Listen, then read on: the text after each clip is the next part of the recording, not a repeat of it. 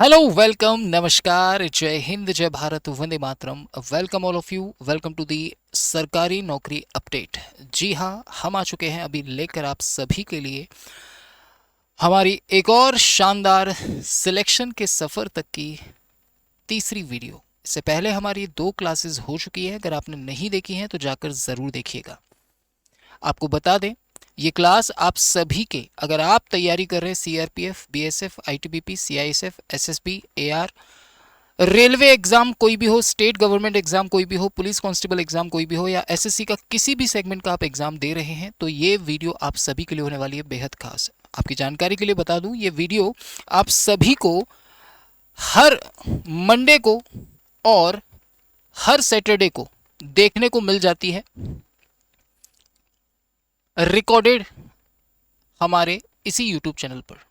Hello, मेरा नाम है अभिषेक सर। आप सभी के लिए लेकर आता हूं आने वाले इनमें से किसी भी एग्जाम की प्रिपरेशन के लिए एक शानदार सीरीज, जिसके तहत आज तीसरी क्लास हम लोग डिस्कस कर रहे हैं एलसीएम एचसीएफ की। इससे पहले 2 क्लासेस हो चुकी हैं जिसमें कंप्लीट एलसीएम मैंने आप लोगों को पढ़ाया है, और उसके साथ उसके एग्जाम्पल के थ्रू हमने कॉन्सेप्ट्स को सीखा है। इस कड़ी में आज हम लोग एलसीएम को फिनिश करेंगे, और उसके बाद नेक्स्ट जो वीडियो आपके सामने आएगा उसमें हम लोग एससीएफ की शुरुआत करेंगे। विश्वास दिलाता हूं, अगर आप इनमें से किसी भी एग्जाम की तैयारी कर रहे हैं तो इस वीडियो से आपको बहुत फायदा मिलेगा, और एक सिंगल क्वेश्चन यहां से बाहर नहीं जाएगा। इस क्लास के साथ ही आपको इस क्लास के क्वेश्चंस का एक अलग से मॉक टेस्ट बनाकर हमारे इस नोट्स बैच में आपको मिल जाएगा। साथ ही साथ इनका रिवीजन करने का जिम्मेदारी आप लोगों का है। इस क्लास के पीडीएफ को भी हम लोग यहाँ पर अपलोड करवाते हैं, सो दैट आपको रिवीजन में हेल्प मिले, और आप अगर आज से 20 दिन बाद, 25 दिन बाद आपके एग्जाम से ठीक पहले क्वेश्चंस लगाना चाहते हो या दोबारा से इस टॉपिक को रिवाइज करना चाहते हो तो यहाँ से आप कर पाओ। साथ ही साथ जो भी एग्जाम आपका आने वाला होगा उस एग्जाम से ठीक पहले हम लोग 5 मॉक टेस्ट के लगभग एग्जाम ओरिएंटेड यहीं पर आप लोगों के लिए मेगा टेस्ट सीरीज के अंतर्गत अपलोड करेंगे, जो कि फुल्ली उस एग्जाम पर बेस्ड होंगे। राइट, तो शुरू करते हैं हम आज के इस धारावाहिक को आप सभी के साथ। लास्ट टाइम की बात कर लेते हैं, तो भैया हमने एलसीएम शुरुआत कर ली थी। एलसीएम फाइंड कैसे करते हैं, किस किस वैरायटी के क्वेश्चंस आते हैं, और इस कड़ी में हम लोग लास्ट टाइम पहुंच चुके थे इस क्वेश्चन की तरफ, और काफ़ी बच्चों ने इसका कमेंट में आंसर भी दिया था। जो लोग नहीं कर पाए इस सवाल को, यहाँ से हम आज के सेशन को कंटिन्यू करते हैं बच्चों। तो फर्स्ट ऑफ ऑल आप लोगों से मैं बात करना चाहूँगा इस टॉपिक के बारे में, जिसमें सबसे पहले आपको ये बात जाननी होगी कि मामला किस तरीके से काम करता है। आज हम लोग एलसीएम पर बेस्ड बातें करेंगे, बड़ी से बड़ी और छोटी से छोटी संख्या निकालने की। अब इस सवाल को अगर आप ध्यान से देखेंगे तो इसमें पूछा है कि 3 अंकों की बड़ी से बड़ी संख्या बता दीजिए जो 6 से, 8 से, 10 से और 16 से कंप्लीटली डिविजिबल हो। तो पहले हम वो संख्या पता करेंगे जो 6 से, 8 से, 10 से और 16 से कटती होगी। तो बच्चों वो संख्या होगी इनका एलसीएम। और अगर मैं एलसीएम की बात करूं तो 240 हमारा एलसीएम निकल कर आएगा। मैंने एलसीएम निकालना पिछली क्लासेस में बहुत अच्छे से बताया। अगर आपको अभी भी एलसीएम निकालने में प्रॉब्लम आ रही है तो आप उस क्लास को जाकर जरूर देखिए। 240 हमारी वो संख्या आ गई जो इन सबसे कटती है, लेकिन क्या ये 3 अंकों की सबसे बड़ी संख्या है? तो आप बोलेंगे नहीं सर। तो या तो अब आप क्या कीजिए, इसको डबल करते जाइए तब तक जब तक आपको 3 अंकों की बड़ी से बड़ी संख्या ना मिल जाए। या फिर दूसरा तरीका क्या है? तो दूसरा तरीका बड़ा सिंपल सा है। आप 3 अंकों की बड़ी से बड़ी संख्या को उठा लीजिए और उसमें भाग लगाइए हमारे एलसीएम से। राइट, तो आप जब भाग लगाएंगे तो 4 बार भाग जाएगा, 960 निकल कर आएगा। जैसे ही आप इस 960 को माइनस करेंगे तो आपको मिलेगा 39। मैं कहूंगा कि अगर ये 39 ना होता तो 240 से ये संख्या 4 बार में पूरी तरह से कट जाती। इसका मतलब है कि अगर हम इस संख्या को 39 कम कर दें तब जाके जो संख्या हमारे पास आएगी 960, वो एक ऐसी संख्या होगी जो 240 का चौथा मल्टीपल होगी। 240 से 4 बार में कटेगी, अर्थात इन सब से कटेगी, और 3 अंकों की बड़ी से बड़ी संख्या होगी, क्योंकि इससे बड़ी संख्या जो होगी वो 999 से बड़ी हो जाएगी, 4 अंकों में चली जाएगी। इसलिए आज के बाद हमेशा इस बात का ध्यान रखिएगा, जब भी आपसे बड़ी से बड़ी संख्या पूछे, इस तरीके से भाग लगाकर जो भी शेषफल बचता है उस शेषफल को उस संख्या में से माइनस कर दीजिए। आपको जो भी संख्या पूछी पूछी गई है वो आपको आंसर के रूप में मिल जाएगी। तो जिन बच्चों ने इसका आंसर 960 दिया था, they are absolutely correct, they are absolutely correct मेरे बच्चे। आई होप सो इतनी सी बात आपको समझ में आ गई हो बच्चों। आगे बढ़ूंगा मैं, एक 4 अंकों की संख्या पर भी बात कर लेते हैं। अब जैसे 4 अंकों की सबसे बड़ी संख्या की बात करें तो वो कैसे पता करेंगे, तो सेम प्रोसीजर रहने वाला है।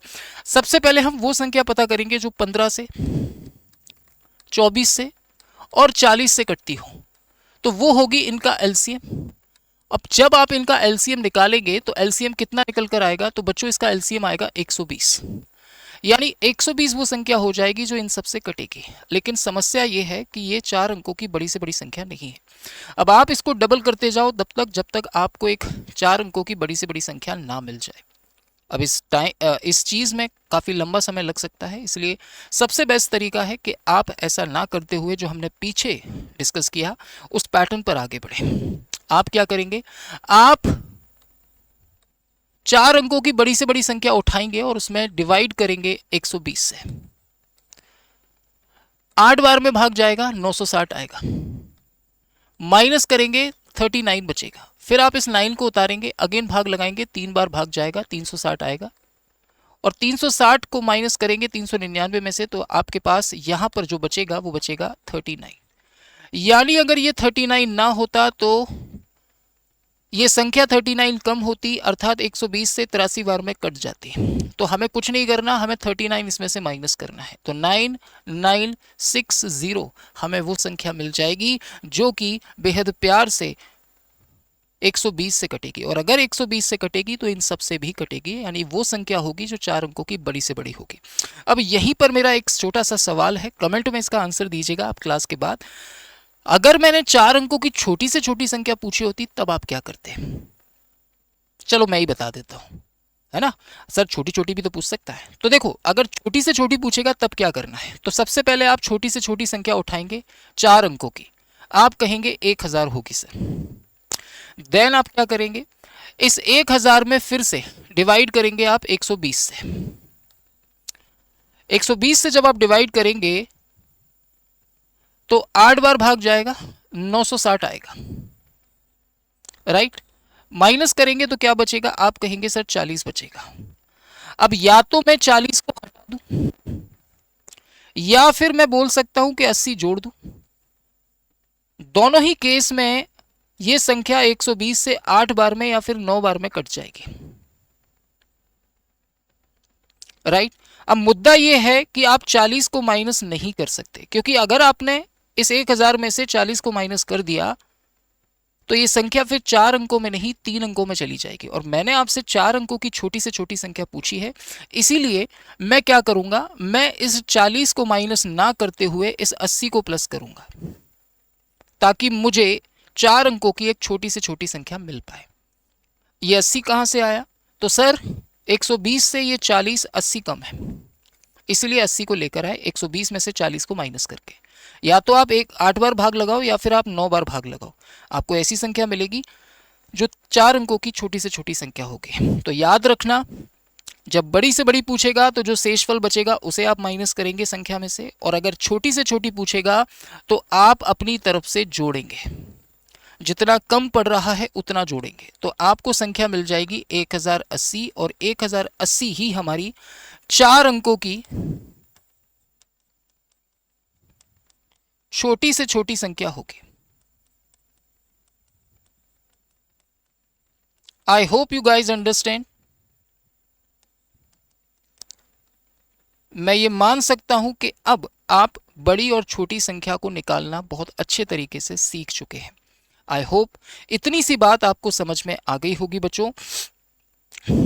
अब मैं बात करूंगा आप लोगों से, अभी तक जो हमने सारे सवाल किए एलसीएम में, उन सभी में आपने एक चीज नोटिस की होगी, उन सभी में आपने एक चीज ऑब्जर्व की होगी, और वो चीज क्या थी, वो थी समान शेषफल। अभी तक जितने भी सवाल आपने किए उन सभी में जो शेषफल बच रहे थे वो समान शेषफल बच रहे थे। अब समान शेषफल का मतलब है कि 6 7 8 9 से भाग करने पर 3 शेष बच जाए, तो हम क्या करते थे, हम एलसीएम को निकालकर उतना उसमें जोड़ देते थे। लेकिन अब जरा सवाल को ध्यान से आप पढ़ेंगे, ये एसएससी के एग्जाम में पूछा हुआ क्वेश्चन है। तो आप नोटिस करेंगे ये चीज कि 8 से भाग करने पर कह रहा है 2 बचना चाहिए, 10 से भाग करने पर 4 बचना चाहिए और 12 से भाग करने पर 6 बचना चाहिए। आप देख पा रहे हैं कि यहाँ पर अलग अलग शेषफल बच रहे हैं। और जब अलग अलग की बात होती है मेरे बच्चे, तो उस केस में आपको क्या करना होता है, ये बात आपको समझनी होगी मेरे बच्चे। तो उस केस में आपको ज़्यादा परेशान नहीं होना है। सबसे पहले आपसे जो कहा गया उस पर फोकस कीजिए। आपसे कहा कि 8 से भाग करें तो 2 बचना चाहिए, 10 से भाग करें तो 4 बचना चाहिए और यदि 12 से भाग करें तो मेरे बच्चे 6 बचना चाहिए।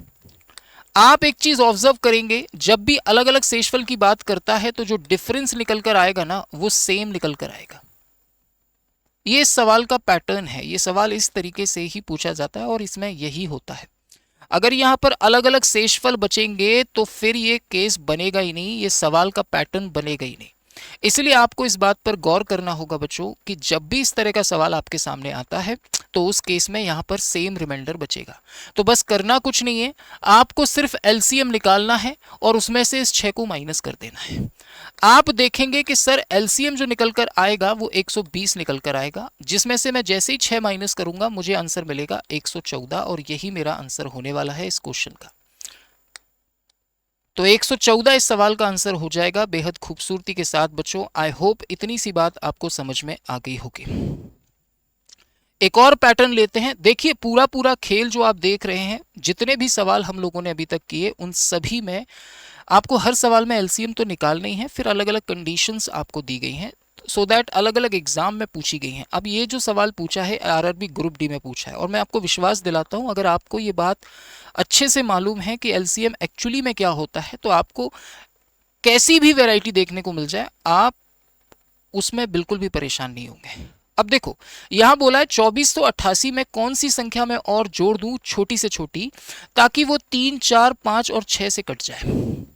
राइट, आपसे बोला है कि 2488 में हम ऐसा कुछ क्या जोड़ दें ताकि जो भी चीज हमें यहां मिले वो 3 से, 4 से, 5 से और 6 से कटती हो।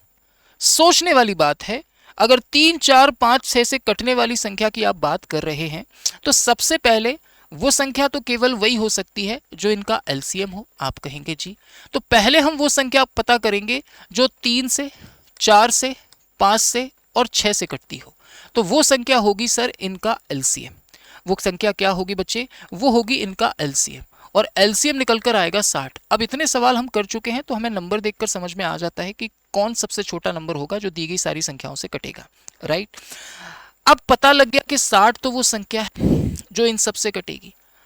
तो क्या यहां पर सर 60 आएगा? हाँ, लेकिन आप सोच कर देखो कि क्या 2488 में कुछ जोड़ने पर 60 आ सकता है? आप कहेंगे नहीं सर, ये तो बहुत बड़ी बात होगी क्योंकि ऑलरेडी ये नंबर इतनी बड़ी है, इसमें कुछ जोड़ने पर और बड़ी नंबर आएगी। 60 तो कभी नहीं आ पाएगा, 60 तो माइनस करने पर आ सकता है सर, जोड़ने पर कैसे आएगा? मुद्दा ये है। तो अब आप क्या करेंगे बच्चों? तो अब मैं आपको बताने जा रहा हूं वो चीज जो सबसे ज्यादा जरूरी है। राइट, तो इसके लिए आपको क्या करना है, फिर से वही चीज करनी है। आपको 2488 में भाग करना होगा 60 से। राइट, 60 से मैं भाग करूंगा, इसमें 60 से काटेंगे 4 बार में तो 240 आ जाएगा, बचेगा यहां पर 8, फिर 8 को और उतारेंगे आप, अगेन एक बार भाग लगाएंगे 60, बचेगा कितना? आप कहेंगे सर 28। यानी अगर मैं 28 को इसमें से माइनस कर दूं तो मेरे पास एक ऐसी संख्या आएगी जो कि 60 से 41 बार में कट जाएगी। अब मुद्दा यह है कि कुछ घटाने की बात नहीं की, कुछ जोड़ने की बात की है। तो क्या कर सकते हैं? और सर या तो 28 घटा दो या फिर 32 जोड़ दो। 32 जोड़ भी तो सकते हैं, और उसने घटाने की नहीं जोड़ने की बात की है इसलिए घटा नहीं सकते, हम जोड़ेंगे। तो हम क्या करेंगे, इसमें 32 और जोड़ देंगे और जैसे ही मैं इसमें 32 जोड़ूंगा तो 60 से ये जो संख्या मुझे मिलेगी वो 42 बार में कट जाएगी। इट मींस मुझे जो संख्या मिलेगी वो होगी 2520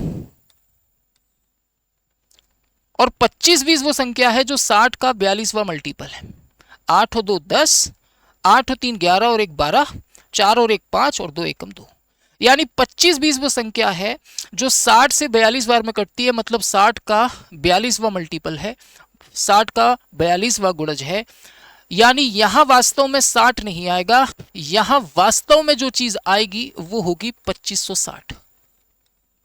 और 2560 मुझे यहां पर कब मिलेगा? जब मैं इसमें कितना और जोड़ूं सर? 32 और जोड़ूं।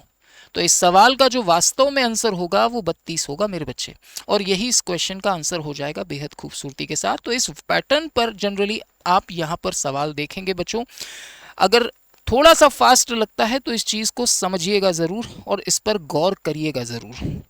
अच्छा जी, एक सवाल सेम इसी पैटर्न पर मैं आप लोगों के लिए छोड़ूंगा जिसे आपको खुद से बनाना है। और रही इसके आंसर की बात, तो इसका आंसर मैं आप लोगों के लिए टिक कर दूंगा, जो आपको हमारी पीडीएफ नोट्स बैच में मिलेगी, वहां पर आपको इसका आंसर मिल जाएगा। फिर भी अगर नहीं आता है तो आप इस नंबर पर मुझे कॉल कर सकते हैं 12 से 1 के बीच में। ये बात याद रखिएगा, सेम पैटर्न पर है।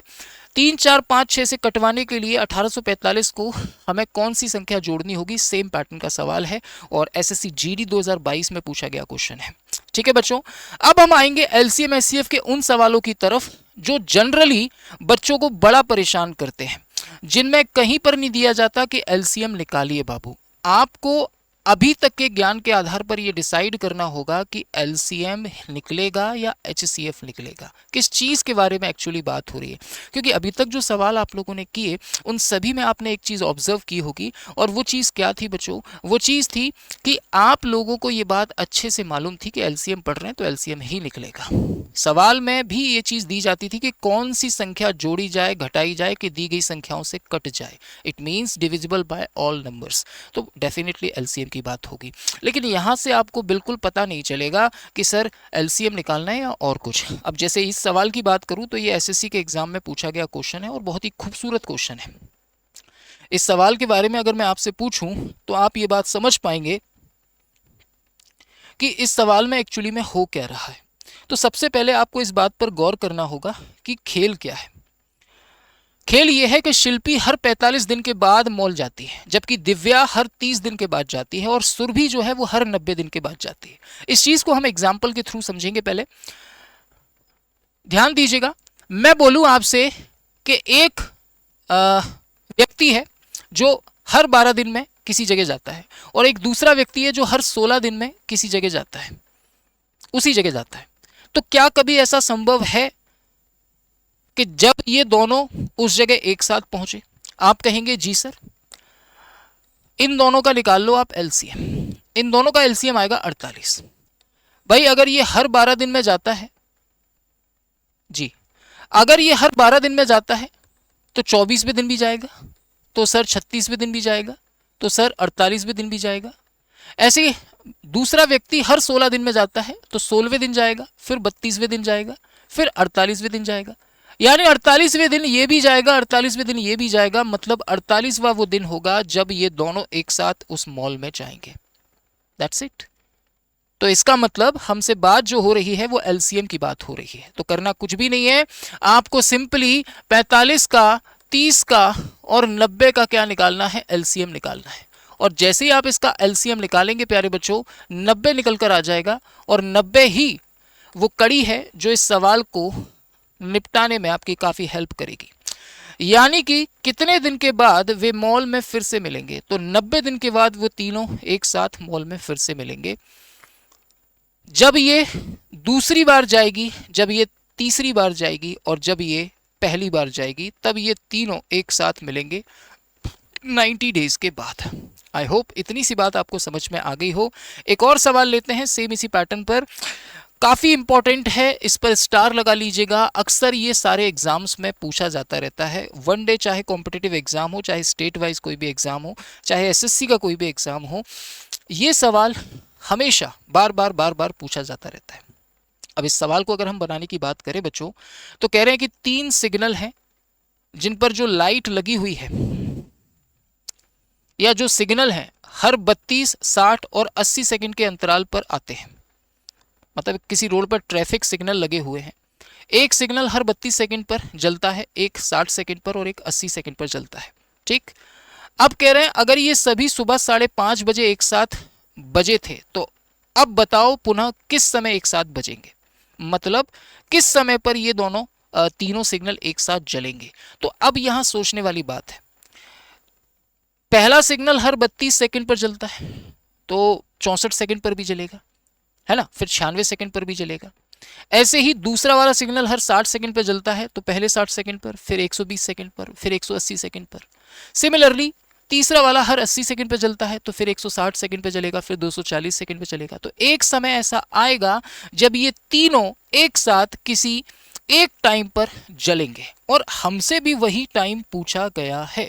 तो करना कुछ भी नहीं है, सबसे पहले आप क्या कीजिए, वो समय पता कीजिए जब तीनों सिग्नल एक साथ जलेंगे।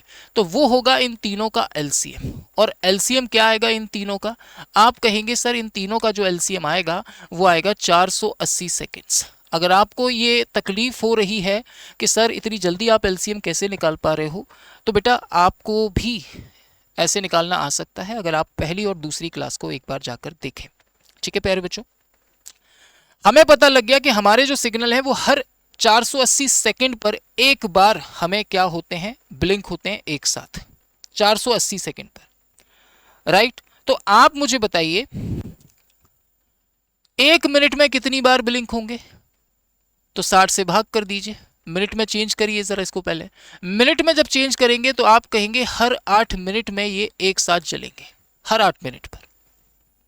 यानी अगर ये सुबह 5:30 बजे एक साथ ब्लिंक हुए थे तो अब ठीक 8 मिनट के बाद ये एक साथ फिर से ब्लिंक होंगे, यानी 5:38 पर ये दोबारा से एक साथ ब्लिंक होंगे, राइट। तो इस क्वेश्चन का जो आंसर आने वाला है बच्चों वो 5:38 AM निकल कर आने वाला है। आई होप इतनी सी बात आपको समझ में आ गई है। अगर ये समय नहीं दिया जाता तो हम कहते 8 मिनट के बाद या फिर 480 सेकंड के बाद ये एक साथ ब्लिंक होंगे, राइट। अच्छा, अगला सवाल सेम इसी पैटर्न पर है, बस थोड़ा सा मैंने ट्विस्ट दिया है यहाँ पर। ये क्वेश्चन एसएससी जीडी 2022 में पूछा गया था। 30 मिनट में ये सभी घंटियां एक साथ कितनी बार बजेंगी, आपको सोचना है और समझना है इस बात को। पहले तो आपको वो समय पता करना है, क्योंकि 3 घंटियां दे रखी है, 8, 10 और 12 सेकंड के अंतराल पर बजती हैं। तो एक समय ऐसा भी आएगा जब ये तीनों एक साथ बजेंगी, और वो समय कौन सा होगा, तो पहले हम वो समय पता करेंगे। पहली घंटी हर 8 सेकंड में बजती है, दूसरी हर 10 सेकंड में और तीसरी हर 12 सेकंड में। तो एक समय ऐसा आएगा जब ये तीनों एक साथ किसी एक टाइम पर बजेंगी, वो होगा इनका एलसीएम जो कि आएगा 120 सेकंड, और 120 सेकंड का मतलब होता है 2 मिनट, यानी हर 2 मिनट में ये एक साथ बजेंगी, हर 2 मिनट में। आपसे कहा है 3 घंटियां एक साथ बजना शुरू हुई हैं, मतलब पहली बार ये एक बार बज चुकी हैं। अब बताइए 30 मिनट में कितनी बार बजेंगी। हमें पता है हर 2 मिनट में एक बार बजती हैं, तो 30 मिनट में कितनी बार बजेंगी, तो आप कहेंगे सर 15 बार और बजेंगी, यानी टोटल 16 बार बजेंगी। बच्चे यहाँ पर 15 बार आंसर लगाकर आ जाते हैं और गड़बड़ कर बैठते हैं, जबकि टीसीएस का जो माना हुआ इसका आंसर है वो 16 है, 15 नहीं है। मैंने आप लोगों को ये बात अभी बता दी है, इस बात पर गौर करिएगा।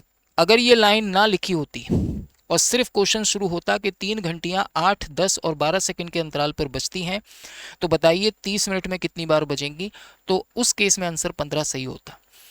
लेकिन यहाँ पहले ही लाइन में दे दिया कि 3 घंटियां एक साथ बजना शुरू हुई हैं, मतलब शुरुआत में ये एक बार बज चुकी हैं, 15 बार और बजेंगी, यानी 16 बार बजेंगी। और यही इस प्रश्न का आंसर होने वाला है बच्चों, राइट। एक और सवाल लेंगे बेटा, सेम पैटर्न पर होगा। इस बार सुबह 8 बजे 4 घंटियां एक साथ बजना शुरू हुई हैं, फिर प्रत्येक घंटी 5, 6, 7 और 8 सेकंड के अंतराल पर बजी है। तो बताइए 7 घंटे की शिफ्ट में वो एक साथ कितनी बार बजेंगी। तो सेम पैटर्न पर बेस क्वेश्चन होने वाला है बच्चों। एक बार अच्छे से इस क्वेश्चन को आप देखेंगे और इसे बनाने की भरसक कोशिश करेंगे, राइट। तो सबसे पहले हम क्या करेंगे, सबसे पहले हम क्या करेंगे मेरे बच्चे, 5, 6, 7, 8 सेकंड के अंतराल पर बजती है ना, तो सबसे पहले हम पता करेंगे कि वो समय कौन सा होगा जब ये सभी एक साथ बजेंगी। तो 5, 6, 7 और 8 का हम निकालेंगे एलसीएम, जो कि निकल कर आएगा प्यारे बच्चों 840 सेकेंड, यानी 840 सेकेंड के बाद ये एक साथ बजेंगे, ठीक है। 840 सेकंड को अगर मैं कन्वर्ट कर लूं मिनट में तो 60 से भाग करना होगा। तो 6 एकम 6 और 6 चौक 24 यानी 14 मिनट में ये एक बार बजेंगी। 14 मिनट में ये एक बार बजेंगी। बोलो हाँ, आप कहेंगे जी सर बिल्कुल सही कहा आपने। हमसे बोला है 7 घंटे की शिफ्ट में कितनी बार बजेंगी। 7 घंटे का मतलब होता है 420 मिनट में। हमें पता है 14 मिनट में एक बार बजती है। एक बार शुरुआत में बज चुकी हैं तो टोटल 30 बार और बजेंगी, अर्थात टोटल 31 बार बजेंगी। और यही इस क्वेश्चन का बेटा आंसर हो जाएगा बेहद प्यार से, यानी A will be the right answer of this question. NTPC stage first में 2021 में आया हुआ क्वेश्चन है बेटा। मैंने इसीलिए सारे एग्जाम्स के क्वेश्चन को यहाँ पर इकट्ठा किया है आप लोगों के लिए। ठीक, नाउ अगर मैं बात करूं एक और क्वेश्चन की आप लोगों के साथ, अगर मैं बात करूं एक और क्वेश्चन की आपसे, इस क्वेश्चन की अगर बात करें एसएससी एमटीएस 2023 में आया हुआ क्वेश्चन है। ध्यान से देखिएगा और बात को समझिएगा। एक कक्षा में छात्रों की न्यूनतम संख्या आपसे पूछी जा रही है 10, 15 और 20 की पंक्तियों में जिन्हें खड़ा किया जा सके और पूर्ण वर्ग भी होना चाहिए। मतलब ये सवाल इनडायरेक्टली आपसे ये कह रहा है कि बताइए ऐसे कितने छात्र हो सकते हैं कम से कम। जैसे कम से कम या न्यूनतम हमने सुना, हमें तुरंत समझ में आ जाना चाहिए कि एलसीएम निकलेगा। फिर भी मैं आपकी जानकारी के लिए आपको और क्लू दे देता हूं।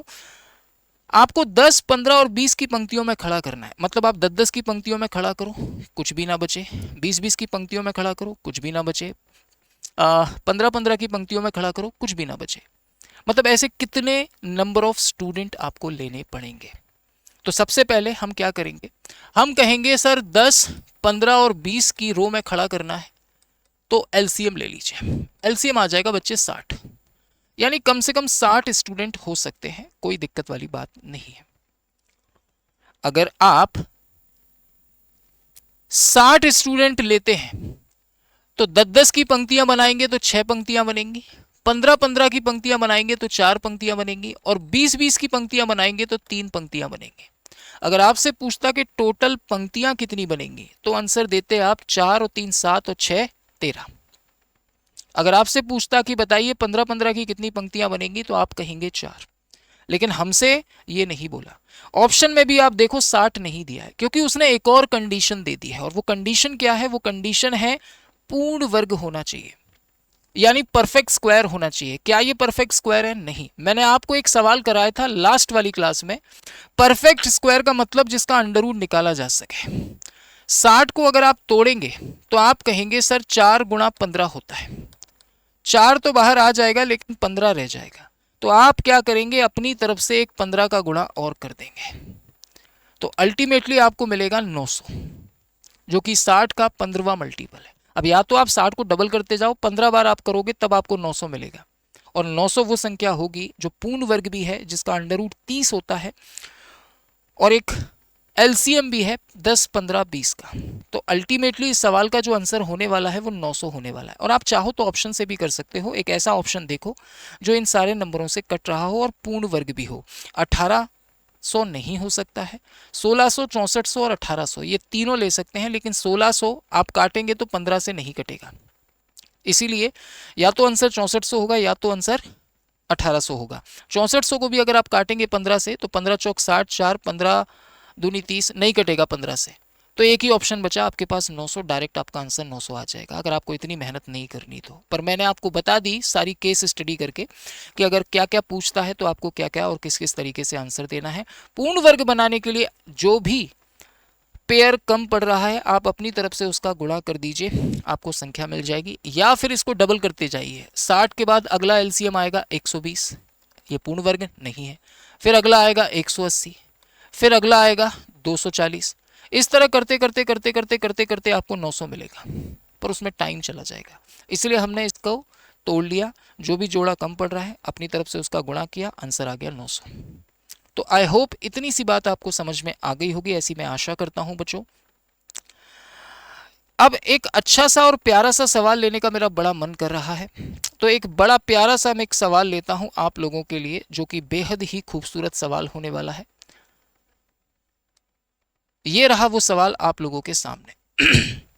अब इस सवाल की अगर हम बात करें आप लोगों के साथ, तो 4 अंकों की आपको बड़ी से बड़ी संख्या बतानी है जो कि 3 से और 4 से भाग करने पर हर कंडीशन में 2 दे। अब आपको देखो 2 कंडीशन दी है, 4 अंकों की बड़ी से बड़ी भी होनी चाहिए, 3 और 4 से भाग करने पर 2 शेषफल भी देना चाहिए। अभी तक आपने केवल बड़ी से बड़ी या छोटी छोटी संख्या निकालना सीखा था, इस बार शेष भी बचाना है। तो बड़ा सीधा सा लॉजिक है, करना कुछ नहीं है। पहले तो आप वो संख्या पता करो जो 3 से और 4 से कटती हो, वो होगी सर इनका एलसीएम, और एलसीएम निकल कर आएगा 12, यानी 12 वो संख्या है जो इन दोनों से कटती है। कायदे से अगर सिर्फ इतनी सी बात कही होती कि 2 बचना चाहिए तो 2 आप और जोड़ देते, आंसर 14 आ जाता, लेकिन ऑप्शन में ऐसा नहीं है। तो अब आप क्या करेंगे, अब आप क्या करेंगे, सबसे पहले आप 4 अंकों की बड़ी से बड़ी संख्या को उठाएंगे। ठीक, आप क्या करेंगे बच्चों, 4 अंकों की बड़ी से बड़ी संख्या को उठाएंगे। बोलो उठाएंगे क्या, बोलो उठाएंगे क्या। आप कहेंगे जी सर बिल्कुल उठाएंगे सर, कैसी बात कर दी आपने, बिल्कुल उठाएंगे सर। आप कह दो और हम ना उठाएं, ऐसा थोड़ी ना होता है भाई। तो अब मैं क्या करूंगा, मैं 4 अंकों की बड़ी से बड़ी संख्या को पकड़ूंगा, ठीक, और फिर इसमें भाग करूंगा मैं कितने से, 12 से।